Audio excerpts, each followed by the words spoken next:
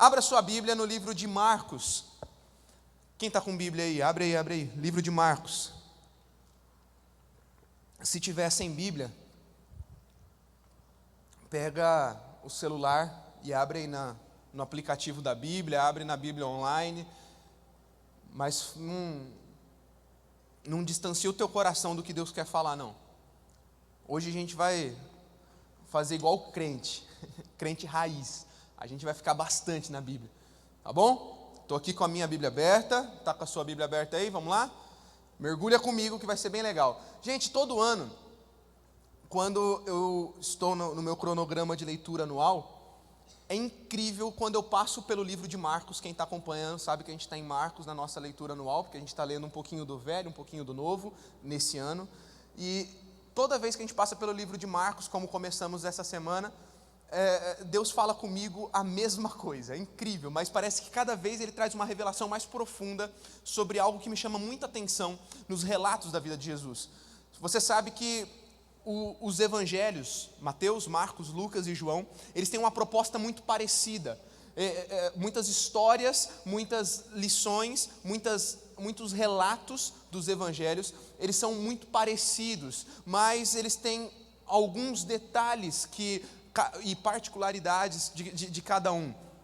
Cada um foi escrito por um povo, cada um foi escrito por uma pessoa diferente, com um ponto de vista, uma ótica diferente daquilo que Jesus fez. E já foram várias as vezes que eu li o livro de Marcos, e todas as vezes eu me impressiono com uma atitude de Jesus, e a ponto de me impressionar como se eu estivesse lendo pela primeira vez. Talvez você pergunte, mas Giovanni, o que é que te impressiona em Marcos? Me impressiona a intensidade de Jesus em cumprir propósitos. A intensidade de Jesus em cumprir o seu propósito aqui na terra me impressiona demais. O livro de Marcos, ao contrário dos outros evangelhos, ele prioriza os relatos que demonstram ação. Você vai ver que em Atos você não vai enxergar genealogias como nos outros evangelhos. Das 50 parábolas, que são histórias que Jesus conta, no livro de Marcos você vai encontrar apenas 18.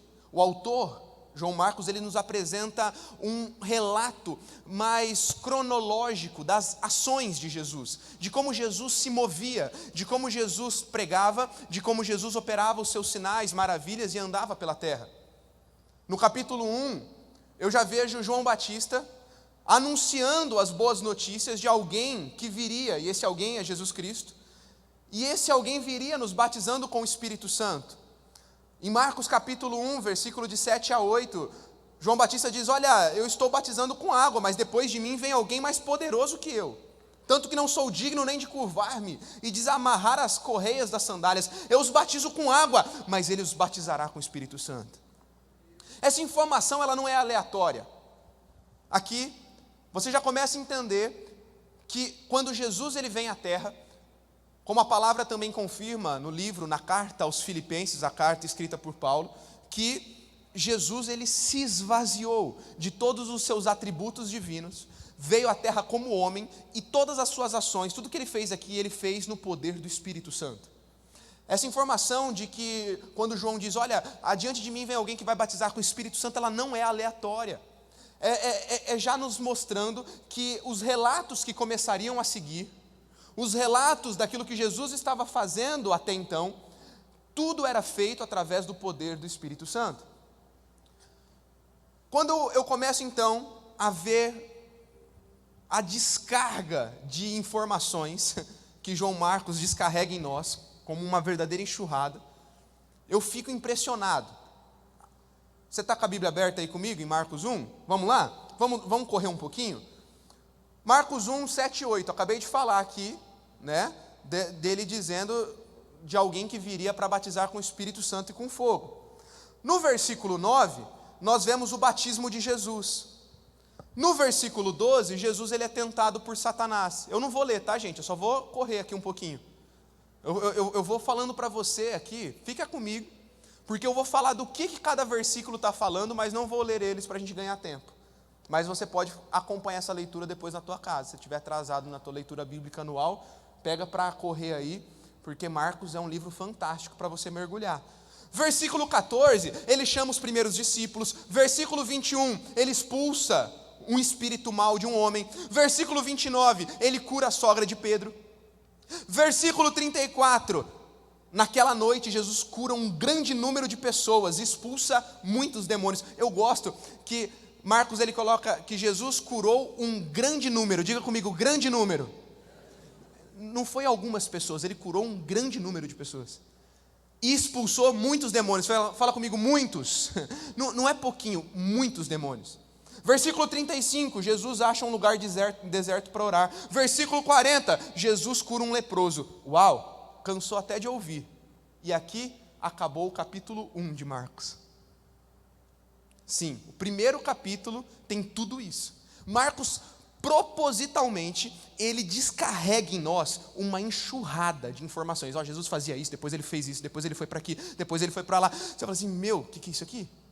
Capítulo 2, vira uma folha da tua Bíblia aí. Capítulo 2. Versículo 1, Jesus cura um paralítico. Versículo 13, ele chama mais discípulos. Versículo 18, ele ensina os fariseus sobre jejum. Versículo 23, ele exorta os fariseus sobre a questão do sábado. Acabou o capítulo 2. Capítulo 3, continua aí comigo. Versículo 1, Jesus cura um homem com a mão aleijada. Versículo 7, ele é seguido por uma multidão. Versículo 13, ele pega mais discípulos, porque estava muito pouco ainda, né? Aí ele foi lá e pegou mais discípulos, somando agora 12. Versículo 20, ele volta para casa. Ufa, agora está tudo bem. Não, agora Jesus voltou para casa, agora as coisas se alinharam, agora deu bom. Vamos ver, versículo 20, agora tem lá no telão para você ler comigo. Marcos 3, 20.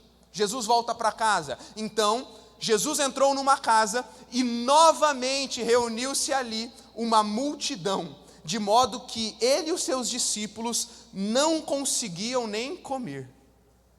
E aí, sabe aquela vida de universitário? Comendo no carro, a caminho do estágio, ouvindo um áudio da matéria atrasada, contando os dias para o próximo feriado e com a cabeça cheia do TCC que você está tendo que terminar? Quem aí já passou por isso? Levanta a mão. Jesus também passou por dias onde ele não tinha tempo para comer. Eu fiquei lembrando, gente, todo mundo já passou por essa fase da vida. E aqui eu estou falando com um público universitário. Talvez 80% desse auditório está vivendo isso. Aquela fase que você tem que otimizar tempo. Então, o tempo para você ouvir, às vezes, um podcast, algo da Bíblia, no carro, no caminho do carro para a faculdade, da faculdade para o estágio, do estágio chega à noite em casa, regaçado, cansado. Às vezes, tudo que você conseguiu fazer foi comer alguma coisa na rua, levar uma marmitinha pronta, você que já está mais no foco, ou passar no bar cruzeiro e pegar aquele salgado bom, e aquela correria, e Jesus não tinha tempo nem para comer. Jesus passou por aquilo que nós estamos passando. Se não bastasse isso, veja o versículo 21, olha comigo. Quando seus familiares ouviram falar disso, saíram para apoderar-se dele, pois diziam, ele está fora de si. Gente, Jesus estava numa correria tão frenética, e eu acabei de mostrar para você os relatos de Marcos, que nos mostram como o negócio estava tenso. A família de Jesus vai pegar ele, e a palavra que ele usa é apoderar-se. É como se a família estivesse correndo atrás de Jesus, falando assim, ei, vem cá, você está louco? Você não vai parar com essa correria? Olha só o que acontece em seguida. Versículo 31. Corre comigo aí para o versículo 31. Então, a mãe e os irmãos de Jesus, ficando do lado de fora, mandaram alguém chamá-lo. Havia muita gente assentada ao seu redor e lhe disseram, Jesus, tua mãe e teus irmãos estão lá fora, estão te procurando. Jesus disse, quem é minha mãe? Quem são meus irmãos? Perguntou ele. Então, olhou para os que estavam assentados ao seu redor e disse, aqui estão minha mãe e meus irmãos. Quem faz a vontade de Deus, este é meu irmão, minha irmã e minha mãe. Sabe, nem a família de Jesus conseguia entender o tamanho empenho que ele tinha para cumprir propósitos. Jesus ele estava ensinando quando a sua mãe e os seus irmãos chegam junto com a família para tentar tirar Jesus daquele mundaréu de gente, falando assim, ei, sai daqui porque você precisa comer. Bem coisa de mãe, né? Filho, está tudo bem, você está muito corrido. E aí Jesus fala assim, ei, quem que é minha mãe? Quem são os meus irmãos? Talvez alguém que passa desavisado por esse texto, acha que Jesus está diminuindo a importância da família. Mas quando você estuda a Bíblia como um todo, você vai perceber que não, Jesus valorizava a família. Jesus amava a sua família e Jesus, os ensinamentos dele, fala muito sobre família, sobre o poder da casa, sobre você cuidar dos seus. E a Bíblia, como um todo, nos ensina a amar a família. Na verdade, o que Jesus está falando é sobre prioridades. O que Jesus está ensinando é sobre a vontade de Deus, tanto que ele fala, minha irmã, meu irmão e minha mãe são aqueles que fazem a vontade de Deus. O foco não está em Jesus, talvez, desprezando uma família. Não, o foco do texto está na vontade de Deus. Jesus está ensinando que aqueles que priorizam a vontade de Deus, aqueles que estão no centro da vontade de Deus, estão de fato gerenciando bem sua vida. Romanos 12:2 vai nos instruir, transformem-se pela renovação da mente, para que sejam capazes de experimentar a boa, perfeita e agradável vontade de Deus. Eclesiastes 3:1 diz que para tudo há uma ocasião, e em todo tempo há um tempo para cada propósito debaixo do céu. Jesus estava nos ensinando que na vontade de Deus há tempo para todas as coisas, e os sábios são aqueles que sabem discernir os tempos. Jesus estava ensinando que na vontade de Deus existe inclusive o tempo da correria, o tempo de você não ter tempo. Faz parte da vida. Talvez você que já reclamou esse ano, Deus, não podia acrescentar umas horas no meu dia? Eu acho que o Senhor errou na conta, 24 horas é muito pouco, não dá para jogar umas 30 horas por dia. Jesus está nos ensinando, esses dias fazem parte da nossa caminhada.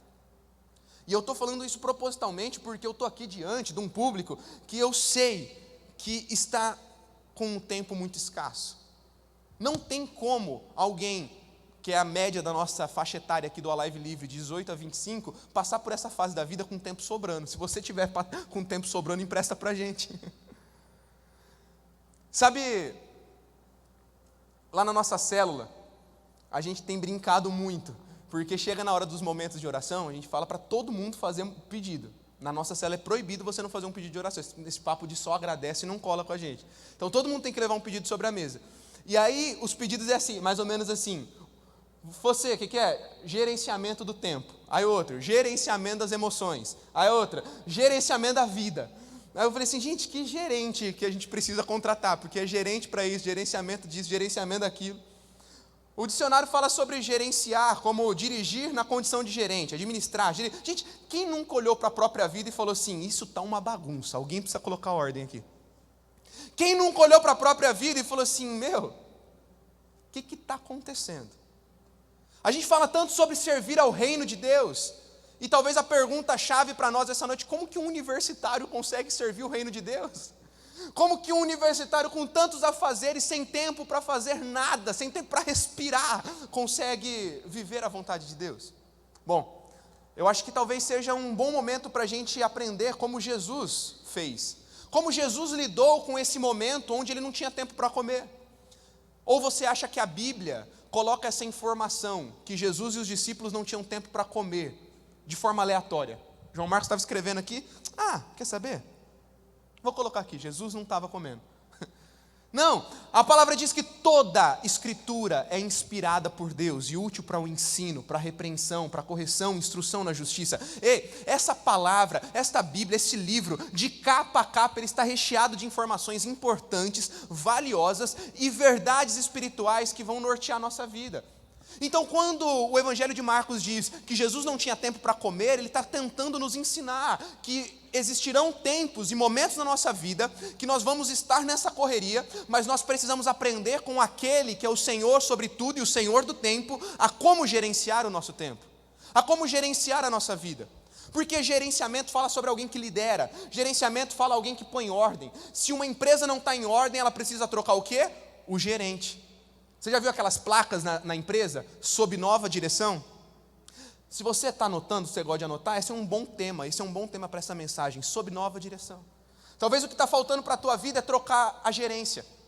Talvez o tempo que está escasso está te impedindo de desfrutar e viver a totalidade daquilo que Deus quer te dar, porque a direção da tua vida, o gerenciamento da tua vida está nas mãos erradas. Está na hora de trocar o gerenciamento, está na hora de trocar o gerente e colocar uma placa bem grande na frente de você, escrito, sob nova direção. Vamos então aprender com a vida de Jesus. Vamos ver como Jesus passou por esse momento, como Jesus enfrentou os dias onde o tempo era escasso.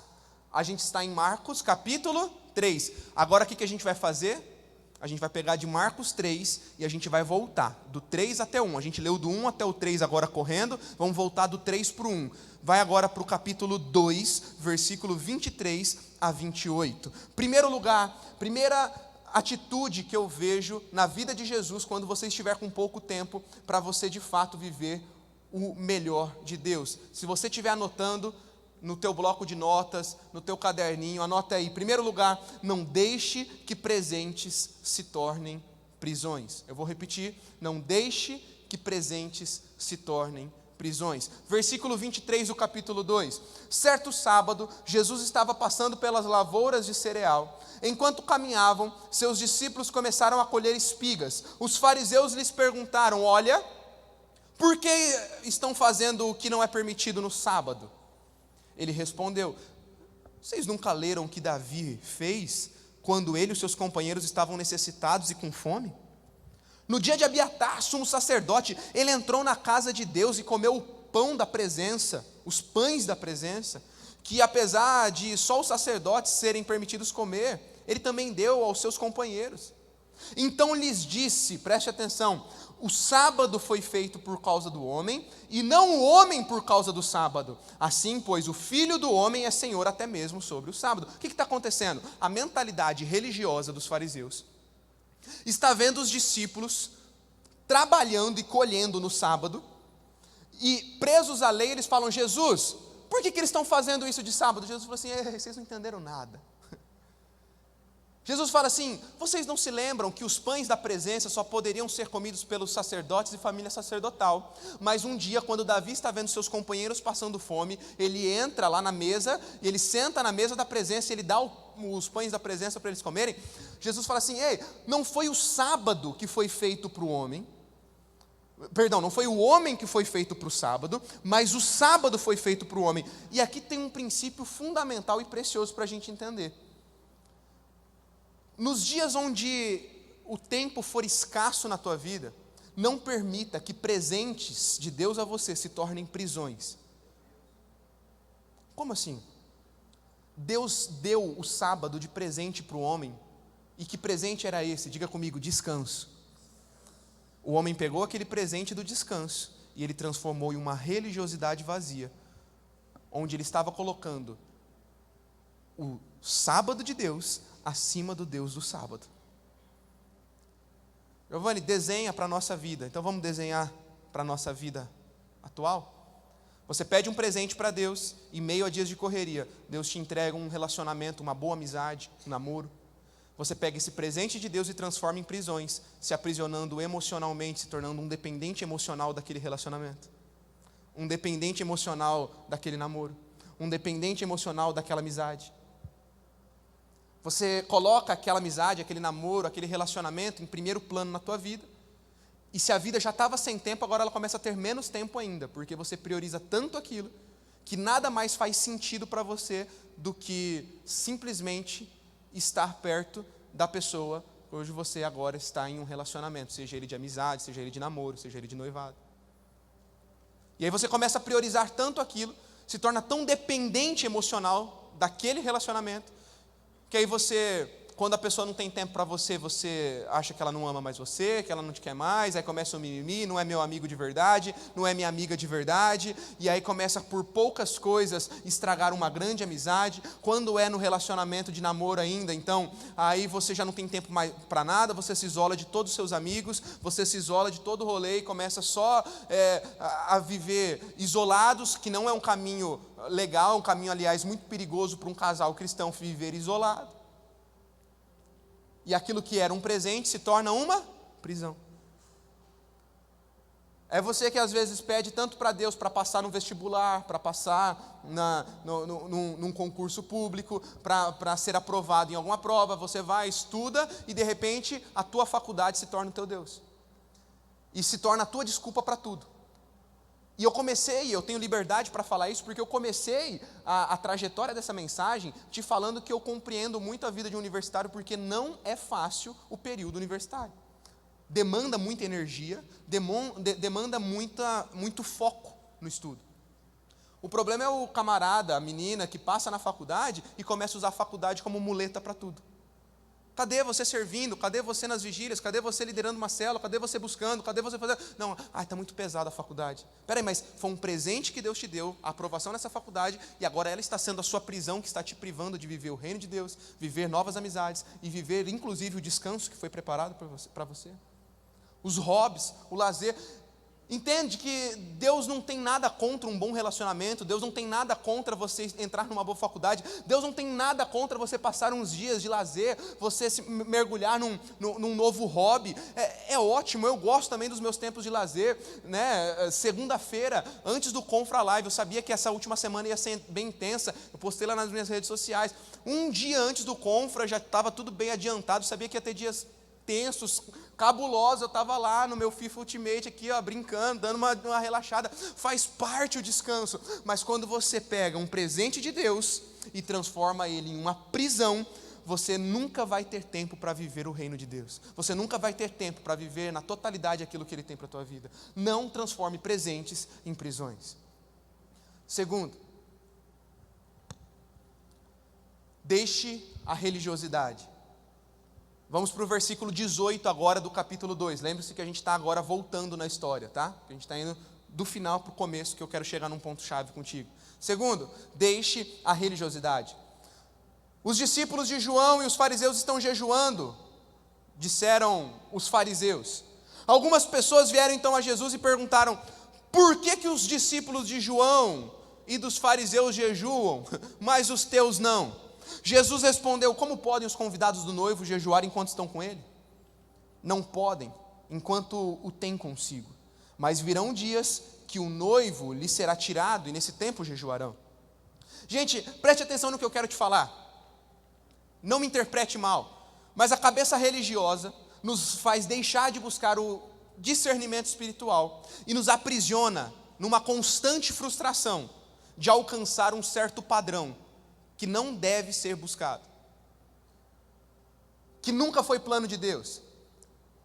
É muito comum na minha caminhada como líder, como pastor, às vezes ver jovens aprisionados por uma mentalidade religiosa. E entenda, eu não estou falando que religião é algo ruim, porque o sentido real da palavra religião, o sentido onde a palavra religião surge, o religar e se religar a Deus é muito lindo, mas as pessoas pegam a religião e transformam numa religiosidade vazia. E não foi uma, duas, mas foram várias vezes que eu já vi jovens entrando na minha sala extremamente frustrados, porque começam a comparar a sua vida as suas disciplinas espirituais com outros.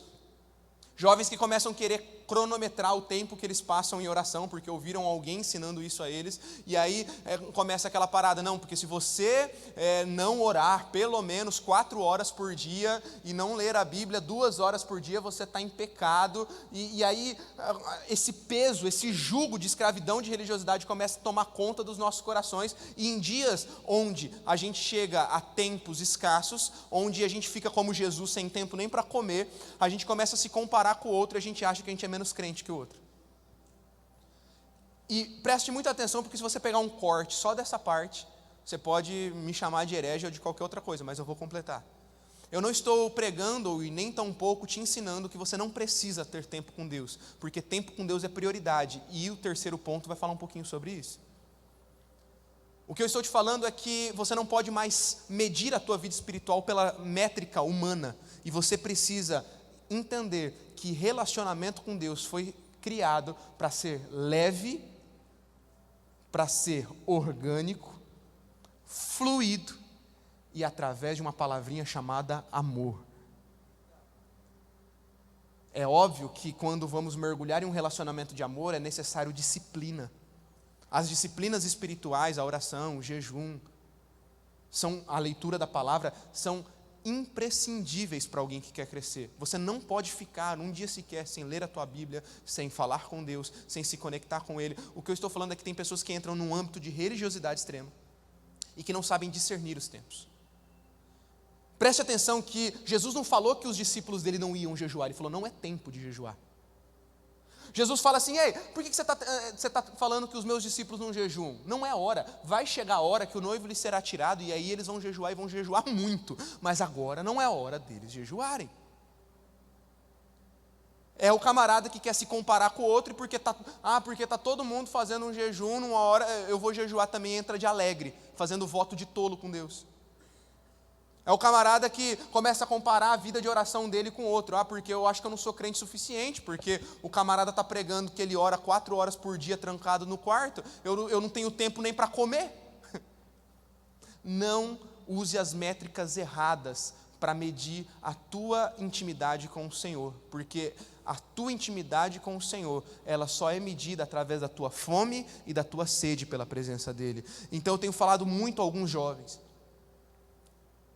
apenas não deixe que a presença de Deus se apague do teu coração, que a fome por buscar a Ele todos os dias, que Ele seja o teu primeiro pensamento pela manhã, que Ele seja o teu último pensamento ao deitar. Deixa o celular desligado um pouquinho antes de dormir, e pega o celular na hora que acordar um pouquinho mais tarde, para que o teu primeiro pensamento e o último seja Ele.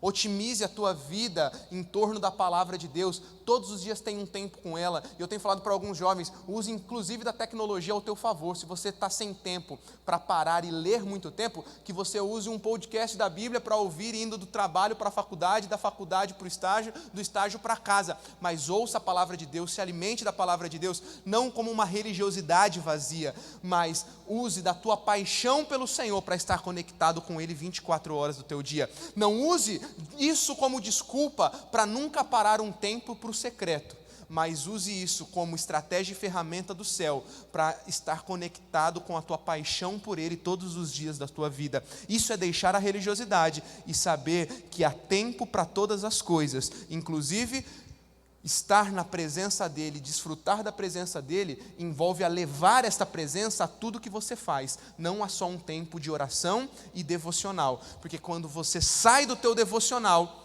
você está tão espiritual quanto você estava nele, e quando você senta dentro de uma cadeira, numa faculdade, numa sala de aula, você deve hospedar e carregar essa presença na mesma intensidade de quando você vem para uma vigília. Isso é deixar a religiosidade. Isso é saber otimizar o teu tempo de acordo com a vontade de Deus. Terceiro, priorize a presença. Por isso que eu falei que tinha um complemento. Por isso que você precisa ouvir essa mensagem por completo e não apenas um corte.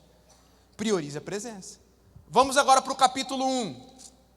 Volta uma página da tua Bíblia. Marcos capítulo 1, versículo 35. De madrugada, quando ainda estava escuro, Jesus levantou-se, saiu de casa e foi para um lugar deserto, onde ficou orando. Sim, até nos dias de correria, até nos dias onde você não tem tempo para comer, sempre você precisa achar um espaço na tua agenda para estar em solitude com o Senhor. Eu vejo na vida de Jesus prioridade, porque fala de madrugada quando ainda estava escuro. É o que eu acabei de falar. É o que eu acabei de dizer a você. Se mova, faça alguma coisa, use aplicativos que o teu próprio celular libera. E libere os aplicativos do seu celular só a partir de tal hora, 1 hora depois da hora que você acorda. Para que a prioridade do seu dia seja acordar e se encontrar com a presença e pensar na presença. Jesus, ele, no meio de toda essa correria, esse vucu-vucu que Marcos capítulo 1 nos apresenta, no final de Marcos 1 diz, de madrugada, quando ainda estava escuro, Jesus ele foi para o monte para orar. A vida de Jesus revela a prioridade do secreto, mas revela o sacrifício, porque não acordar de madrugada não é fácil para ninguém. Requer sacrifício priorizar a presença, e Jesus fez isso. Requer atitude priorizar a presença, porque Jesus levantou-se e saiu de casa. Jesus ele precisou levantar, ele precisou sair de casa, ele precisou se mover, sair do âmbito das palavras e ir para as ações. Inclusive, Marcos é um livro de ações, como falei. Priorizar a presença envolve solitude. Jesus foi para um lugar deserto. Solitude é uma condição de quem se isola propositalmente ou está em um momento de reflexão, interiorização. Não é solidão, não é se isolar, é solitude, é estar com o Senhor, porque você sabe que mesmo em meio ao teu dia que é corrido, e mesmo estando conectado com Ele, sem religiosidade, do pôr do sol ao nascer do sol, do dormir ao acordar, do acordar ao dormir, em algum momento do teu dia você vai parar e você vai simplesmente priorizar a presença que está te mantendo em pé e te fortalecendo no dia da correria. Porque vida na presença também exige constância. Fala que Jesus ficou orando. E ficar orando fala sobre uma disciplina. Gaste o natural até que o sobrenatural venha. Insista, esteja vivendo uma vida de constância. E em último lugar, conheça o poder do Espírito Santo. Conheça o poder do Espírito Santo. E eu volto em Marcos, capítulo 1, versículo 10. O batismo de Jesus. O batismo de Jesus. Leia comigo, acompanha comigo. Assim que saiu da água, Jesus viu os céus se abrindo. E quem? Quem a live livre? O Espírito descendo como pomba sobre ele. Eis o segredo. O gerente da vida de Jesus enquanto homem se chamava Espírito Santo. Jesus era completamente movido pelo Espírito Santo. Os atos de Jesus eram atos do Espírito Santo. A voz de Jesus era a voz do Espírito Santo. As palavras de Jesus eram do Espírito Santo. O ensino era do Espírito. Os milagres eram realizados pelo Espírito. Faça uma autoanálise agora da tua vida. É você que estava pensando, isso está uma bagunça, alguém precisa colocar essa casa em ordem. O problema está na gerência. A live livre, para eu e você, filhos e filhas que estamos clamando por gerenciamento de tempo, emoções e vida. A resposta para os nossos anseios é colocar uma placa sob nova direção. A direção e a gerência da nossa vida precisa partir do Espírito Santo de Deus. O Espírito Santo precisa mover as nossas vidas, Ele precisa ser o gerente das nossas emoções, Ele precisa ser o gerente do nosso tempo, Ele precisa ser o gerente das nossas atitudes, dos nossos pensamentos, dos nossos estudos e realizações do trabalho. Efésios 5,18, não se embriaguem com vinho, que leva à libertinagem, mas deixem-se encher pelo Espírito. Em Atos 19, de 1 a 2, enquanto Apolo estava em Corinto, Paulo atravessava regiões da Alta e chegou a Éfeso, e ali ele encontrou alguns discípulos. Diga comigo, discípulos. Gente, não eram pessoas sem Jesus. Paulo não encontrou pessoas em um meio de festas pagãs. Não. Ele estava num ambiente de igreja. E ele encontra discípulos, e ele lhes perguntou: vocês receberam o Espírito Santo quando creram? Eles responderam: nem sequer ouvimos que existe o Espírito Santo. Essa mensagem é para mim, essa mensagem é para você, essa mensagem é para discípulos que precisam reformar a sua agenda, de acordo com a gerência do Espírito Santo. Sabe, eu vim com muita expectativa para essa noite. Porque é a mesma pergunta que Paulo fez àqueles crentes de Éfeso. Eu quero fazer para você hoje a live livre. Você conhece o Espírito Santo? Giovanni, eu venho na igreja desde criança. Giovanni, eu sou líder de célula. Giovanni, eu trabalho no ministério. Você não me viu lá na recepção, na porta. Ó, meu crachá, sou da intercessão, parça. Você conhece o Espírito Santo? Ele está gerenciando a tua vida, Ele está gerenciando as tuas emoções, Ele está gerenciando o teu tempo, Ele está gerenciando a tua agenda. Hoje eu vim com um apelo para o teu coração.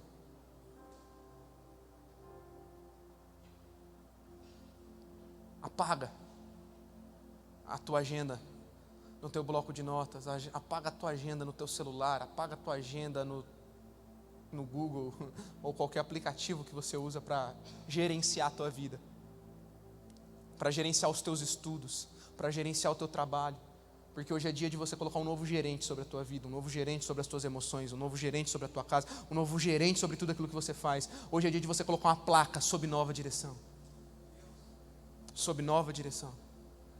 porque a gente só consegue se fortalecer, a gente só consegue viver tudo que Ele tem para nós, a gente só consegue viver o reino em meio a dias difíceis e em dias onde o tempo é escasso, se o Espírito Santo for o Senhor e o gerente da nossa vida.